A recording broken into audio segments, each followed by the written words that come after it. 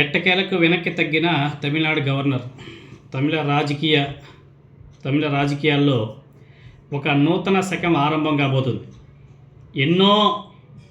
ఎన్నో కష్టాలు, మరెన్నో ఆటుపోట్లను ఎదుర్కొని పట్టు వదలని విక్రమార్కుడిలాగా పోరాడినటువంటి విజయ్ గారు ఎట్టకేలకు విజయాన్ని ముద్దాడాడు అనేసి చెప్పుకోవాలి.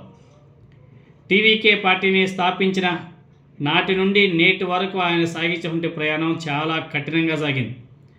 అన్ని అడ్డంకులను అధిగమించి రేపు ఆదివారం ఆయన తమిళనాడు ముఖ్యమంత్రిగా ప్రమాణ స్వీకారం చేయబోతున్నాడు. ఆయన ఎదుర్కొన్నటువంటి సవాళ్ళు. విజయ్ గారి రాజకీయ రంగ ప్రవేశం అంత సులభంగా సాగలేదు.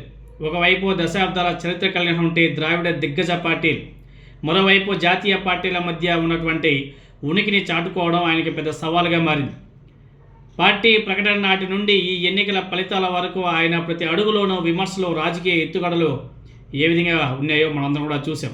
అయితే వాటినన్నింటినీ తనదైన శైలిలో సైలెంట్గా చేసుకుంటూ, ఎక్కడా కానీ కోపగించుకోకుండా, ఎక్కడా కానీ బూతులు లేకుండా, ఎక్కడ కానీ కుల మత రాజకీయాలు ప్రస్తావన లేకుండా సైలెంట్గా తన పని తాను చేసుకుంటూ, తనదైన శైలిలో ఎదుర్కొంటూ ప్రజల మద్దతును కూడగట్టడంలో విజయ్ గారు సఫలీకృతమయ్యాడు అనేసి చెప్పుకోవాలి.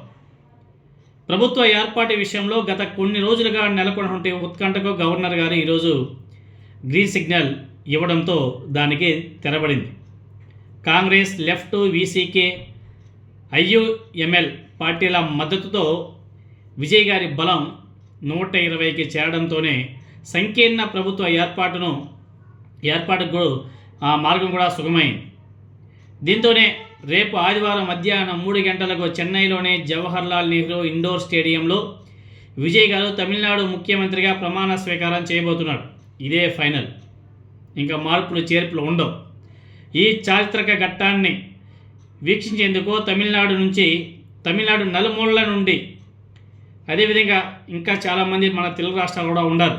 వాళ్ళందరూ కూడా రేపు చెన్నైకి తరలి వెళ్ళబోతున్నారు. ఇప్పటికే తమిళనాడు రాష్ట్ర వ్యాప్తంగా బాణసంచా పిలుస్తూ విజయ్ గారి అభిమానులు సంబరాలు జరుపుకుంటున్నారు. ఎన్నో ఏళ్ల నిరీక్షణ, కఠిన శ్రమ, అసలు ఎంత ఎక్కువ చెప్పుకున్నా తక్కువే. అంత కఠినటువంటి శ్రమ తరువాత విజయ్ గారు సాధించినటువంటి ఈ విజయం తమిళ రాజకీయాల్లో ఒక పెద్ద మలుపుగా నిలవబోతుంది. ఆయనతో పాటు మొత్తం 8 మంది మంత్రులుగా కూడా ప్రమాణ స్వీకారం చేయబోతున్నారు. ఇది ఫైనల్. నెక్స్ట్ మంత్రివర్గ పెంచుకోవడమో తగ్గించుకోవడమో, ఎవరెవరికి ఇవ్వాలో తర్వాత ఫైనల్ చేస్తారేమో. ఎనీహౌ మొత్తానికి అయితే ఇన్ని రోజుల నిరీక్షణకి ఈరోజు ఫుల్ స్టాప్ పడిపోయింది. రేపు మధ్యాహ్నం 3 గంటలకు తమిళనాడు ముఖ్యమంత్రిగా విజయ్ గారు ప్రమాణ స్వీకారం చేయబోతున్నారు. తమిళనాడులోనే జన్జెడ్ యువకులకు మాత్రం ఫుల్ జోష్. ఇంకా